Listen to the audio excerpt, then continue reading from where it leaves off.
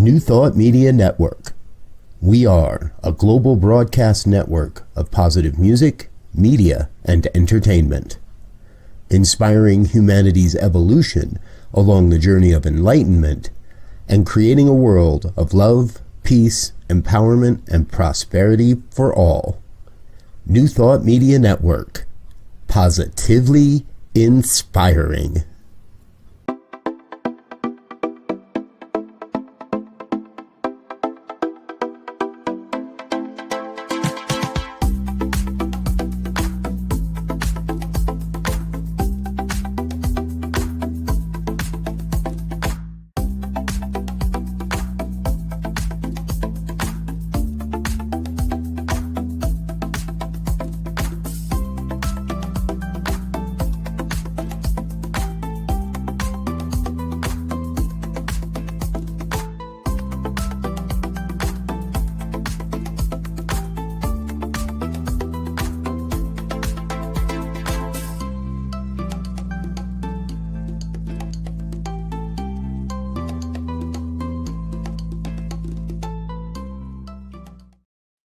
Hello and welcome back to Global Focus today. I am your host, Reverend Dr. Sharri McMurray, and I am just delighted with our guest today. The three things nobody knows just made me giggle all day long. The first one is when he was a preschooler, he had a special friend for whom he would beg graham crackers from his mama. And this special friend was a Martian horse, you know, a horse that lives on Mars. He watched NASA videos just to check and see if they had any horses there. Couldn't find any. His parents absolutely insisted that he was feeding his graham crackers to somebody else's friendly St. Bernard dog, but I like the Martian horse myself. Second one is, when he was in the second grade, he was in a play where he had no speaking role. He was just an elf who was supposed to wake up with a startle. He brought the house down. Without mentioning it to the teacher, he put on different bright colored socks on each foot, and the place just came down with a roar. And the third place, I just love that one. And the third one is that his favorite place in San Francisco, I'm going to read you this one because I'm not sure I can say it without laughing. His favorite place in the San Francisco region is the top of Mount Diablo, because he heard that you could look toward the city, and if it was a clear enough day, you could actually see the curvature of the planet Earth because the bay is so flat. He's tried that a few times with about 50% success due to clouds. And he does this even though the road up is so steep and has such sharp drop-offs and short guardrails that he could just fall off the edge, you know, of that curvature that we were talking about. So please help me welcome Reverend John Odden of Spiritual Care Everywhere. Thank you so much for saying yes and for giving me such a happy chuckle when I got your stuff. Oh, bless you, Reverend Sharri. Yeah, I'm grateful that even though the earth is curved a lot, when you get that perspective, that gravity held me on the road inside the guardrails, even though I was driving kind of slow, and sometimes people behind me or even bicycle drivers would get, anxious because I was having to stop and wipe my palms off. Oh, how funny. I love it. Now, another delightful thing about having you here today is there are times when I have somebody come back who's been here before, and I say to them, what's new and exciting? And they have to think for a minute. But you've got so much new and exciting going on, you hardly stand yourself. So please tell us what's new and exciting with Spiritual Care Everywhere. I've actually, at this point, started the initial limited pilot. And if you hear about this or whatever, and you're interested in joining the pilot, if you email me and mention the Global Focus Today and Reverend Sharri and your background with spiritual mind treatment or prayer ministry and your curiosity, I might be able to send you an invitation. This all started, as I think I've shared before, when I got the idea that instead of connecting humans with practitioners, ministers, or prayer ministries, that there were too many humans in the current time who could use a little bit of a spiritual boost to go that way. And I would try to come up with a method to do this using technology so that a person could have a response anytime, anywhere. And I'm going to actually flip the tables briefly, and ask Reverend Sharri of her impression of whether I've got something that, some a day will work okay, or whether it works kind of sort of, or whether maybe we've hit the bullseye. Would you share information? I have only seen the beginning version. I haven't seen the whole thing, but I went and asked it for 7. Are there 7 different traditions listed? 7 preferences, including no faith at all, just an affirmation. And I'm getting God bumps right now, remembering that I got the most beautiful responses. Nobody would know that they had been created, that there wasn't a person at the other side typing to me. It was the prayers were perfect. They were right on target for what I needed. And as I looked at the different traditions, because I'm an interfaith kind of person, and I just wanted to see what would happen, I could see the Buddhist influence in this one. I could see the Baha'i influence in that one. I mean, it was just really spot on. And I think that's wonderful, because when somebody comes to spiritual care everywhere, they're not at their best. They are looking for help. They are probably a little bit afraid, a little bit worried. And it was like a hug. It was like I got a hug. And for me, that's what the right kind of prayer is. It's a hug that doesn't require arms. So you hit it. I'm tickled pink to say, folks, if you can get in line to help test this, if you can get in line to help build treatments, for heaven's sake, send him an email, because it is worth doing. Oh, you're so kind. Thank you. Yeah, I would say that, it's not a matter of Gemini or Llama or Claude or ChatGPT being wholly spiritual or smart at all. What it really is it's all about the fact that I went in one day to a Catholic hospital that said, you interfaith, New Thought, prayer people, we like you because we get all kinds of people into the hospital. We'd like to ask, would you like spiritual care when you're here for the hospital?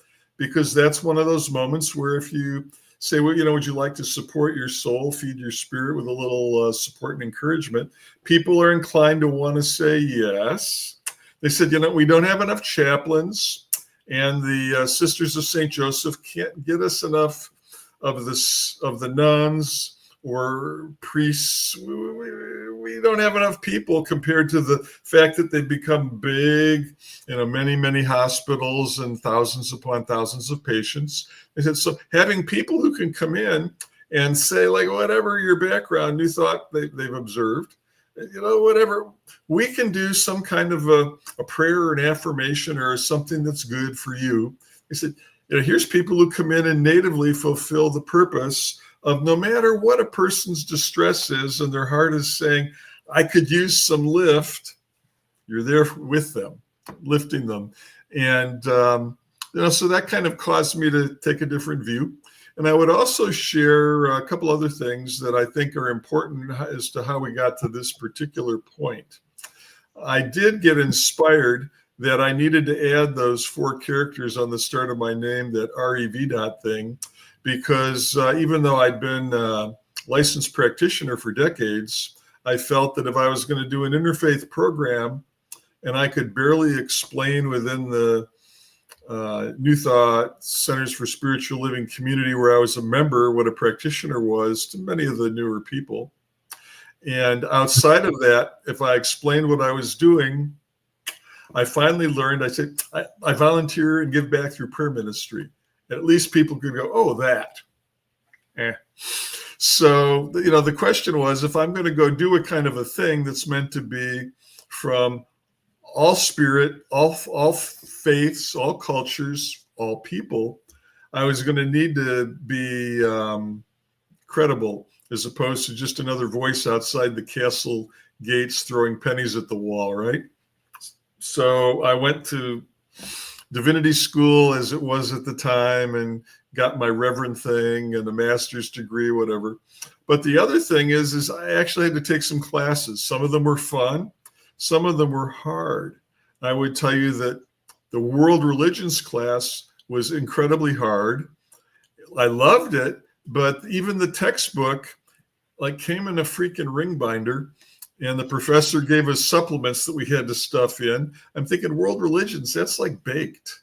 It ought to be like a physics, chemistry, or math book where they send it to the binder, you stitch it up with a cover, ring binder, add-ins. Is like, what? And, you know, the idea that faith is dynamic and growing blew me away to learn that in world religions, and also to discover that there's world religion traditions around the world that I knew nothing of. You know, usually any one person, if they're not churched, is into how much of that? None. Or if they're in a church, is into how many of the faith traditions? One. And yet the reality of the community, the society, the world that we're trying to get working for everyone is that when either God or non-God or whatever it is throws a cosmic meteor onto somebody's life, bonks them, and it's suddenly like, oh, snap.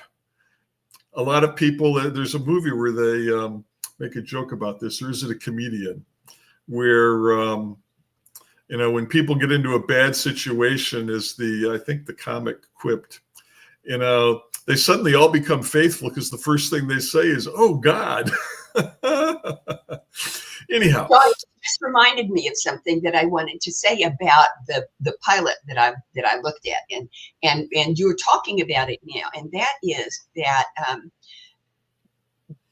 the thing that Spiritual Care Everywhere exemplifies to me is the most important thing to me that Ernest Holmes ever said. Well, the second most. The most important was we must remain open at the top. But the second was that there is a golden thread of truth that runs through all faith traditions. Mm-hmm. And that our job as spiritual beings is to find those threads and weave them together into a fabric that will support our own growth. And that's just exactly what I saw when I looked at all of the different preferences, all of the different directions that somebody could go to get their prayer. Is that the truth was there. The same truth was in every single one of those answers. It was phrased differently. It was formatted differently, but it was the same truth. And I forgot to tell you that when I was giving you feedback. So I'm telling you now in front of everybody who's willing to listen, that's the most important thing about Spiritual Care Everywhere to me. And I think it's absolutely fabulous. Okay, you can talk some more. Yeah, not originally by purpose. It just more fell out of me because who I am. The way I bake Spiritual Care Everywhere as kind of a byproduct of how this works. If a person gets one of those, oh God moments, and where could that happen? Or, you know, to be, oh God, like, oh snap, or help, whatever. If a person gets one of those moments and they're reaching out for something, and if it came to happen that my vision is successful in places like schools, workplaces like employee assistance programs, community services, government agencies, houses of worship, healthcare providers, and so forth, were to offer Spiritual Care Everywhere because it's an incredibly kind of like efficient, cost-effective, affordable way for 7x24 response to the culture and faith and whatnot of the person who hit a speed bump. And I would like some. Okay? The side effect of me and my brain DNA, you know, how I'm wired inside the head, not how my cells are wired to produce, you know, like a tall guy who needs dark glasses. But my brain DNA, my mind DNA, is when a person goes in, and if you were in the pilot, you'd go like, you know, once you validate that you're in the club because your email's registered, the next thing is, agree to provide feedback so we can do quality control. We insist on that, and only for compliance for age. You've got to commit to your age or have a parent or guardian do it. That little simple click. The next thing is a bunch of preferences. And initially, there's more than half a dozen preferences. And ultimately, there can be any number of preferences.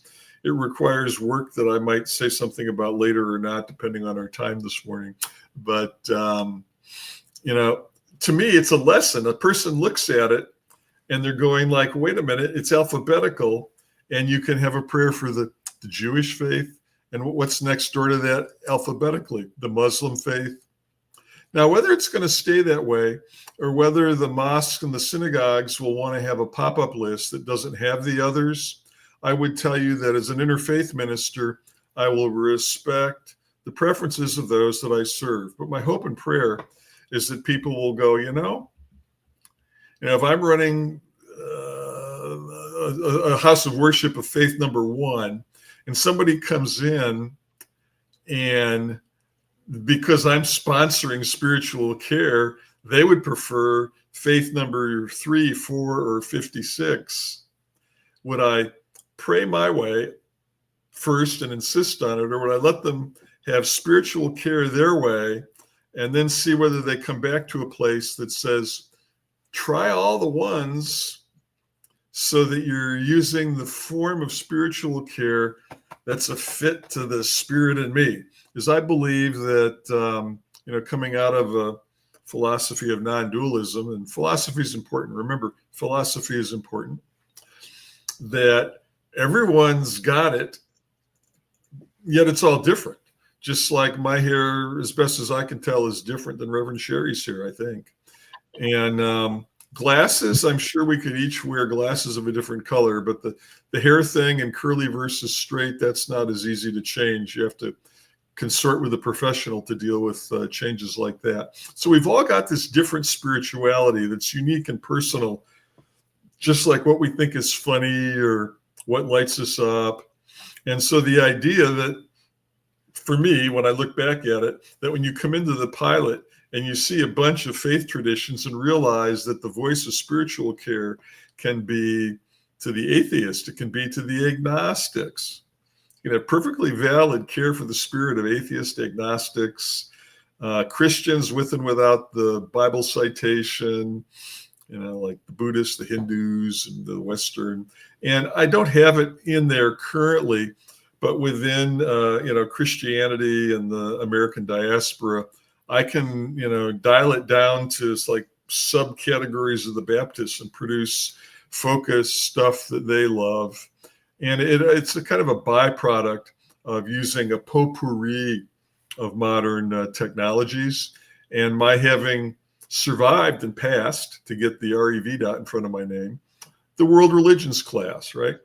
And then being aware of that ring binder, thinking about, okay, then how do I draw on this other background I have from a lot of years spent in high tech and software and computer science, computational AI, linguistics, theology, computational linguistics, which is different than linguistics.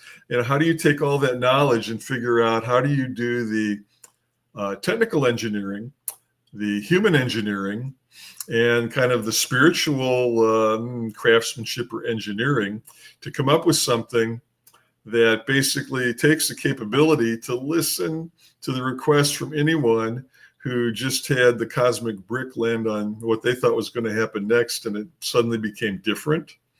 And there was a sense of like, either ouch, I broke it, or ouch, this is painful, or ouch, what he said or she said, cuts me to the quick, and help. I want some assistance. And so I've at least shown that it's possible, and the pilot does that. And once we get beyond the limited pilot and I reach out to places like children's hospitals where I've got contacts, and it'll be one of the early places I go, then we'll see how far it goes. I would want to mention that if you're not particularly into spiritual mind treatment or meditation or prayer ministry, if that's like, didn't get hit by the cosmic brick, don't need none. Nevertheless, there was a book that came out recently, and I'd like to divert my comment and speak about that for just a moment. you probably heard of Henry Kissinger, interesting fellow who passed away about 18 months ago. I could be mistaken on that. Something with Henry was 18 months ago.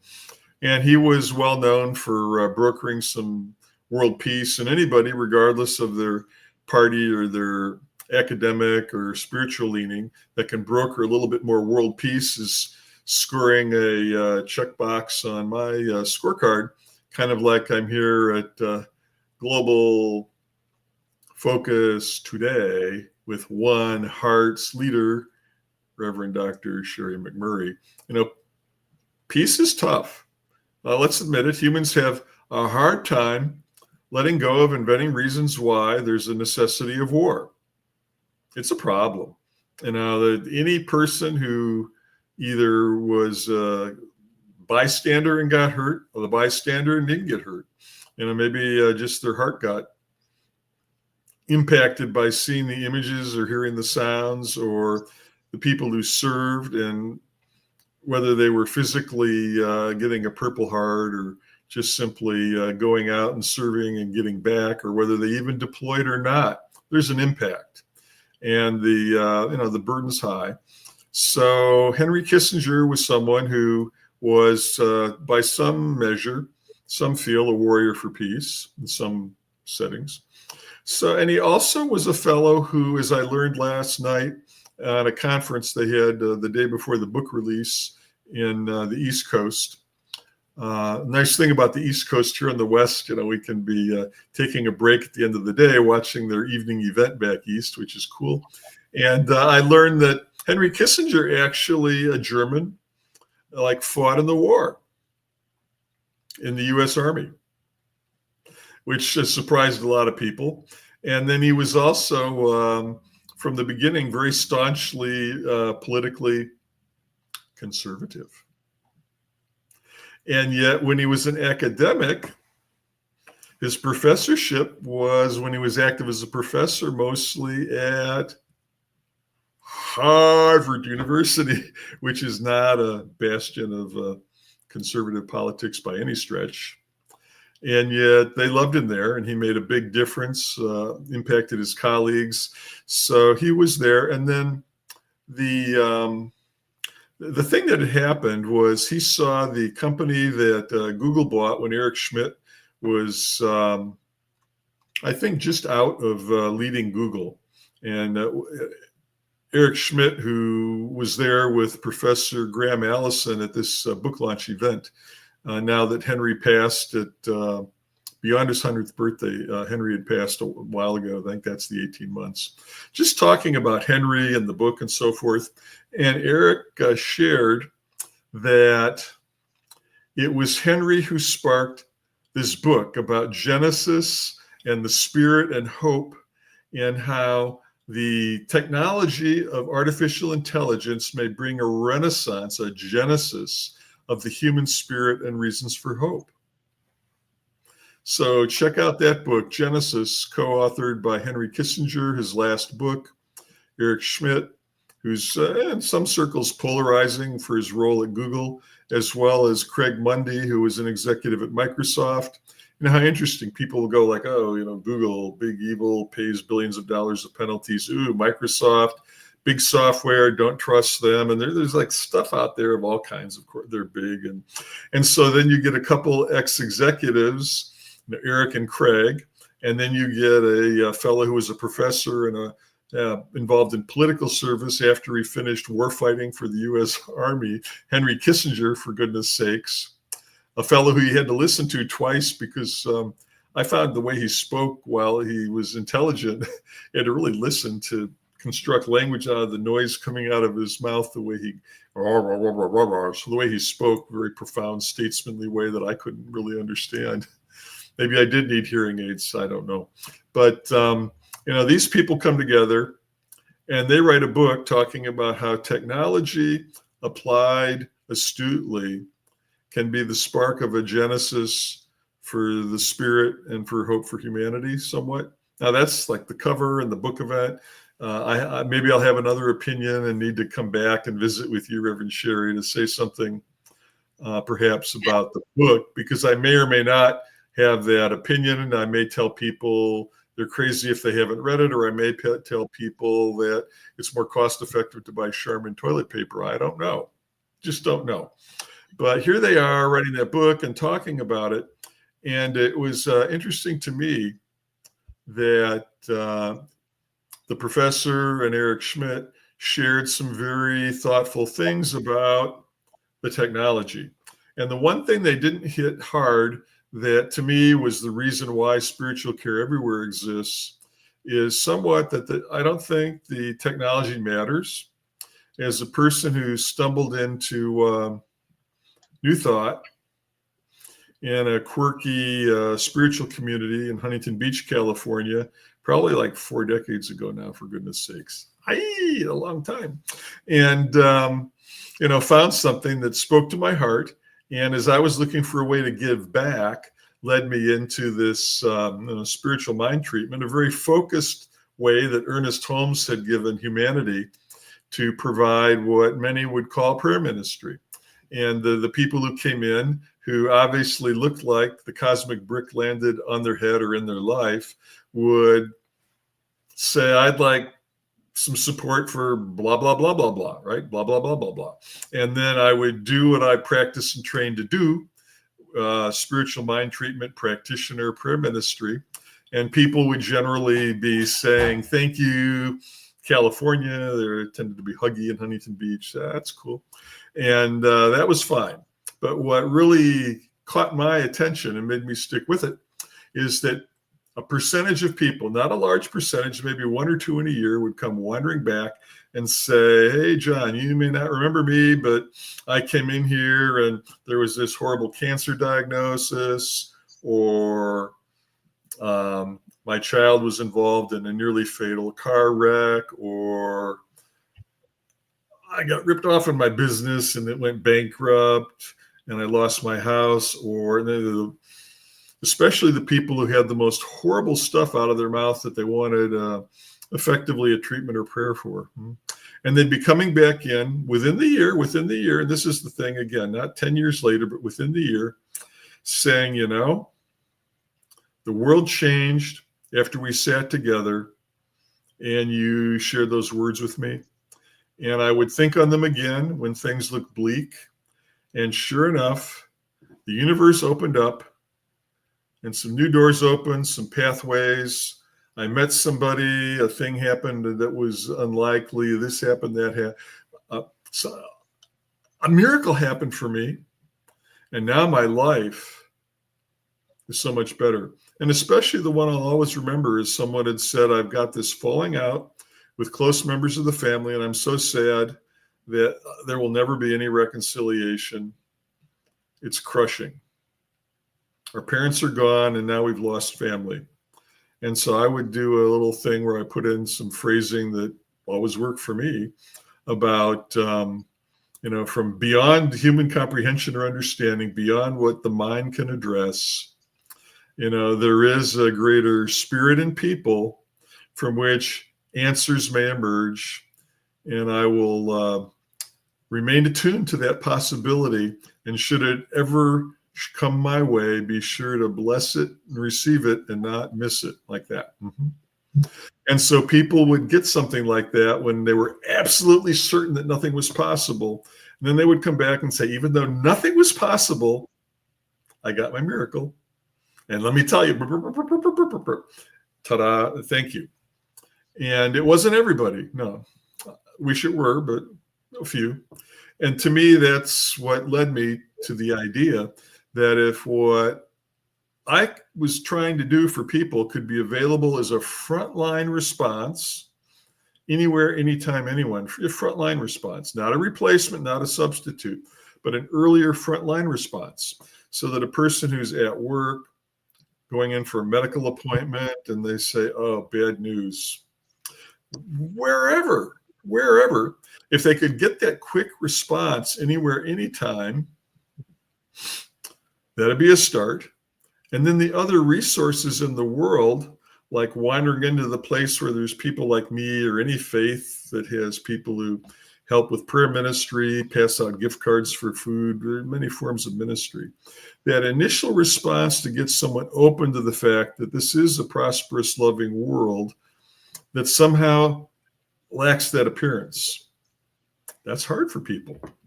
I've had that thing grab my head. It's a mind virus, so to speak. And anyone who can get the benefit of something that'll open the possibility to be receptive to, we can team up and do it better, may find a higher chance of sooner embracing doing it better together with the world around that's networked, open with possible resources. And, even if it's just knocking on the door or opening the door when it's knocked, maybe look out the peephole and be sure that, you like what's at the door, but then be discerning, open the door, receive the spiritual abundance of possibilities, relationships, and resources could make a difference. So that was just like the, said the third grade way that I think when I'm trying to be innovative, what sparked in me.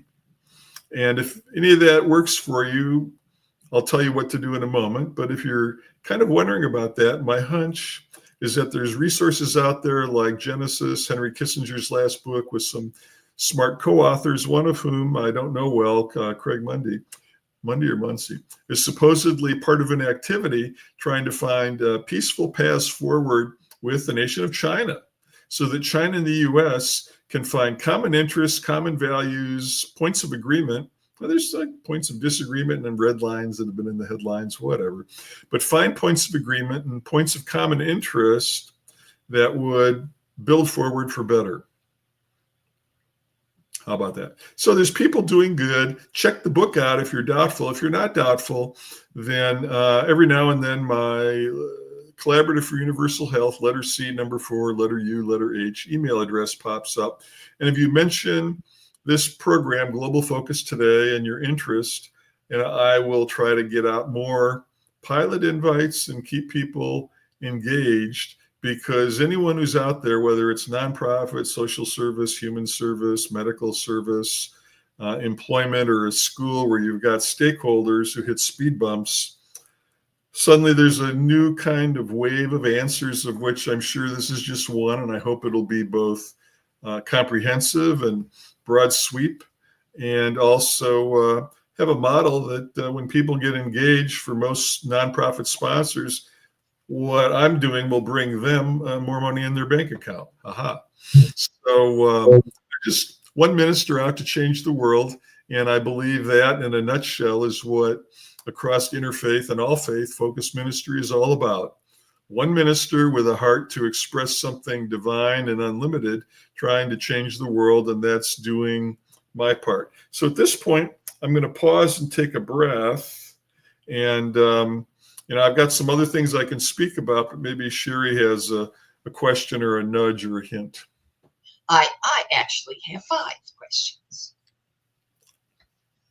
The first one is probably the one that will be most important to you, and that is there anything you really, really want our viewers to know that I haven't asked you about?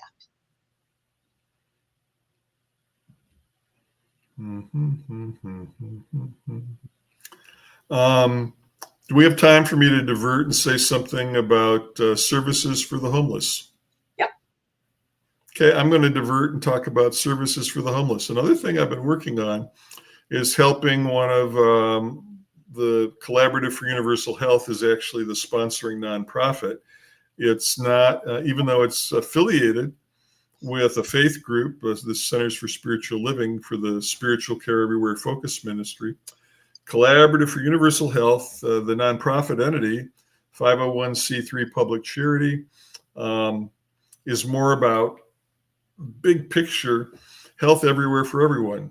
Now, some people have said, oh, universal health, yeah, we don't believe in Medicare for all. It's not about insurance. It's not about changing the systems in the health sector. It's about that thing that all humans have, that property called health. And doing things universally, which means all people, all places, all times, best health. And in that, doing things that only a nonprofit that doesn't have a high overhead can do to be an enabler, fill in gaps, and so forth. So under that rubric, we have a chief medical officer that we've done amazing work with in the past, who's retired now. Well, he may get a C or a D grade on retirement because of what he's doing. He goes out and volunteers trying to help the homeless.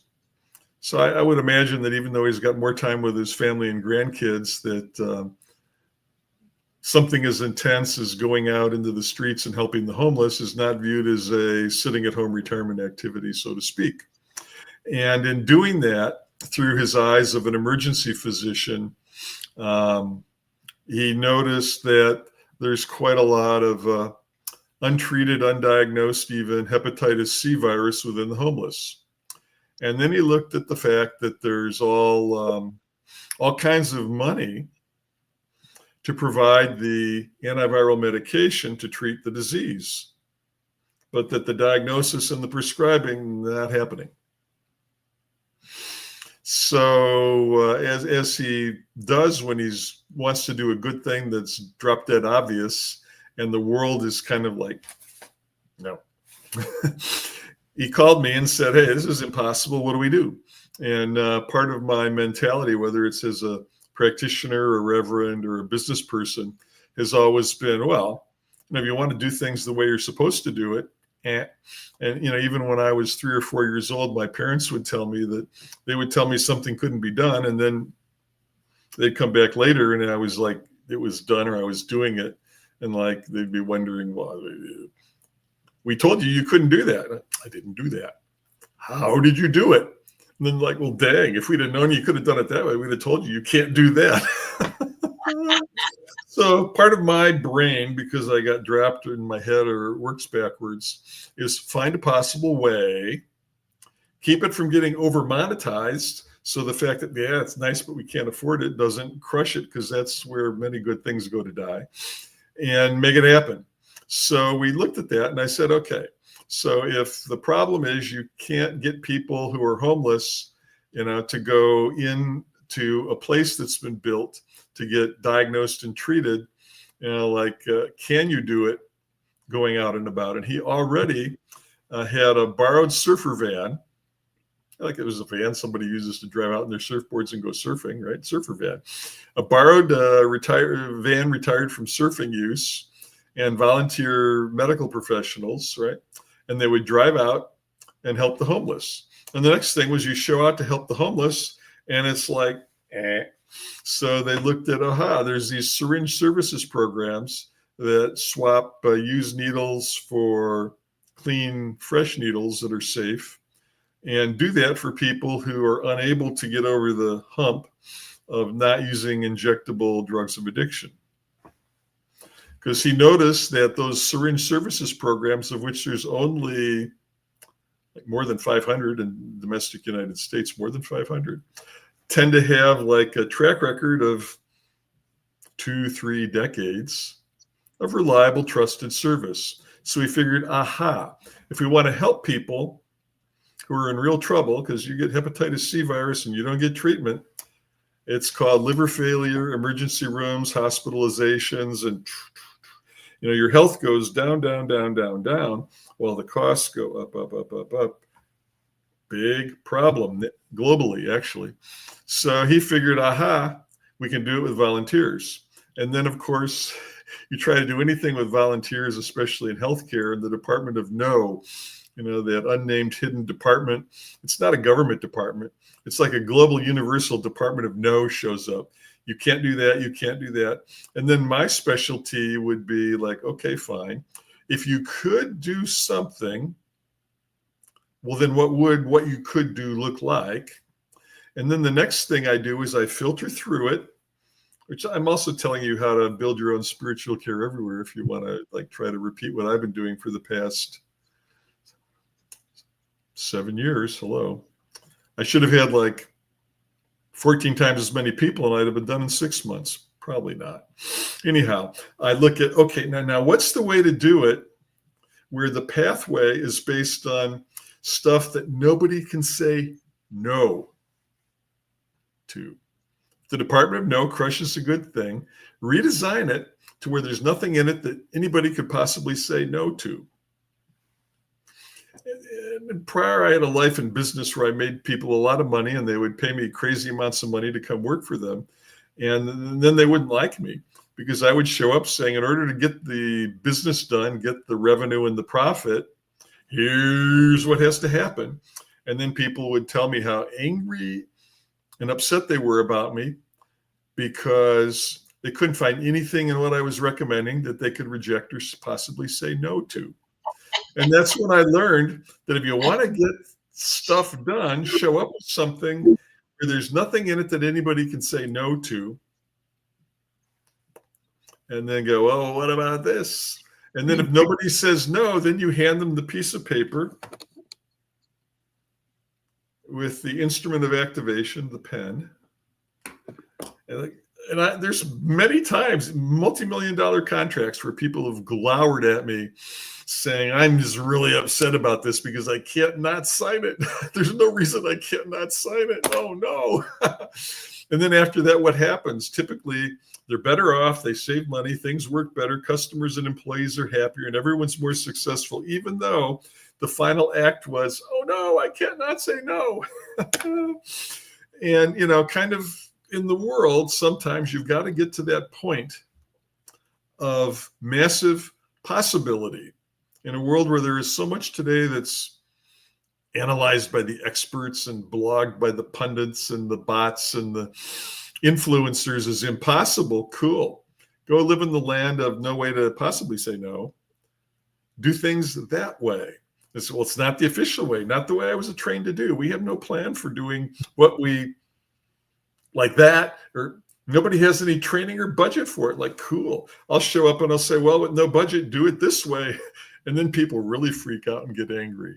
I've actually had projects where people have put like multi-million-dollar budgets of stuff they fibbed about and didn't have money for and poured it into what I was doing just so they could say, see, he lost money. It's like, nah, I just sponsored the entire training for the entire company for the year, for God's sake, and don't blame me. So, the point is that if you go into spiritual and you open your heart and you collaborate with people, everyone who hasn't gone duality and ripped their spiritual core off of their essential human being, inducing screaming, searing pain and scabbing and scarring and trauma, anyone who's got some attachment left to the spiritual core will tend to drop back into that sense of unity and have an inclination to come along with doing some good next, today, please. That's the premise. Is the most perfect intro to my next question you could possibly have considered. Because the next question is, how does what you do with Spiritual Care Everywhere, with being Reverend John Odden, how does how you be who you are, how does that encourage, sustain, support, pick your own verb, conscious evolution?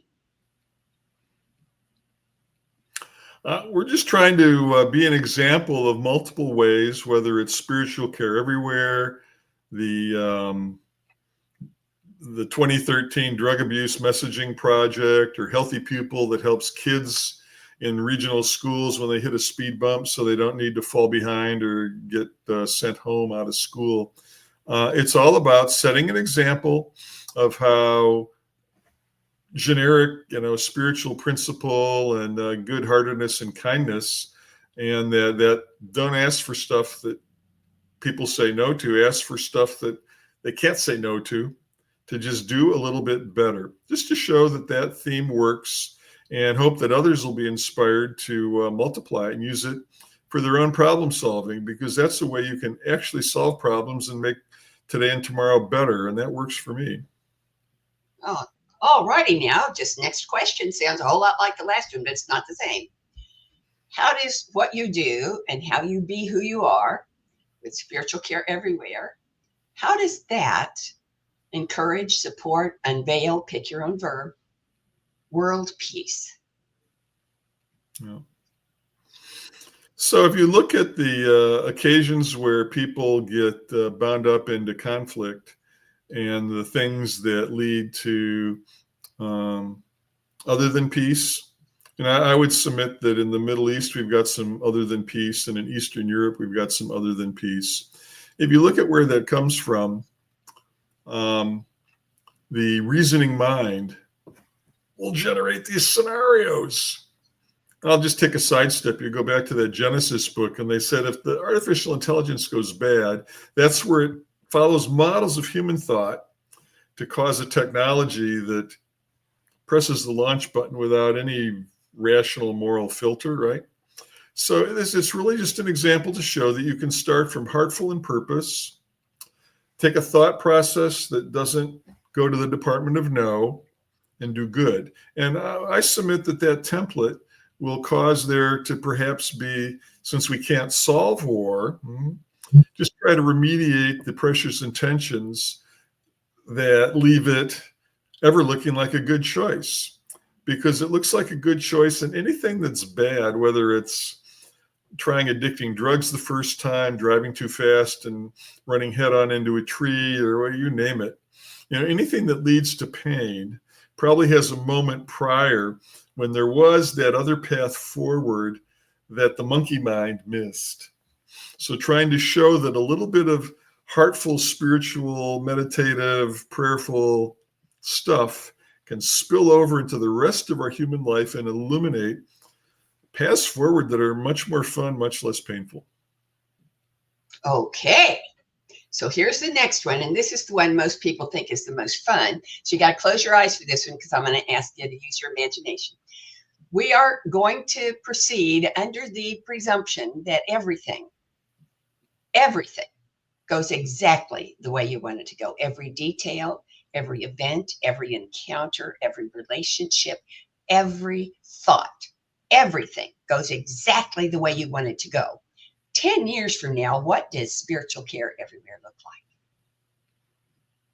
Oh, cool. Yeah, in that scenario, spiritual care everywhere is still, to the general public, largely unknown, because what we'll find is that the right form of spiritual care would be available in every community, every school, and sure, to the parents and teachers with the younger ones, but then to students who reach the age of consent, every workplace, every employer, you name it. It'll be available, offered under their brand, with their style.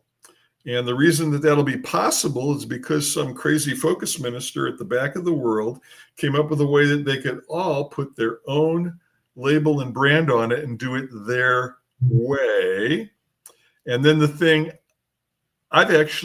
reason I've been so slow getting it going is to put all the tools at the back to be able to measure it and provide the information to tell all the sponsors how it's working for them, so that an agency, a school, or an employer can be going, aha, here's exactly how much we're helping, exactly the benefit that we're providing, exactly the difference we're making. And then they can factor that into whether they want to continue, into how do they want to treat the people they serve. If a company wants to reach out with new products and services, how can they factor the knowledge of them offering that kind of support for the human spirit to come out and do better, price better, create better, add and delete features better, deliver stuff that works better, not just for the financial statements in Wall Street, but for the whole of humanity, because those that serve the whole of humanity honorably and efficiently are those who will rise and serve the most in the future. That's my prayer and vision. Wow. Okay. Last question. Will you come back? Okay. My next opening is October 21st of 2025. Can I pencil you in? Send me a calendar reminder and I'll lock it in. Got it. I'll keep you posted. And folks, next week's guest is also somebody you don't want to miss. Reverend Jim Stark. His ministry is called Beyond Spirit Education. And he is actually a, quote, retired focus minister, except, of course, that Focus ministers never actually retire. So he's got a lot to talk about, and you don't want to miss it. I'll have to see you next week. Have a great week. Have a great weekend. And don't forget that I love you. Bye-bye. Amazing, amazing. You will do amazing things. Amazing, amazing. You will do amazing things. On behalf of everyone at New Thought Media Network, thank you for being a member of our virtual family. Your financial contributions help share the New Thought message with people from around the world. Please visit and contribute at www.ntmedia.org/donate. New Thought Media Network, come be you. And please like, share, and subscribe. Until next time.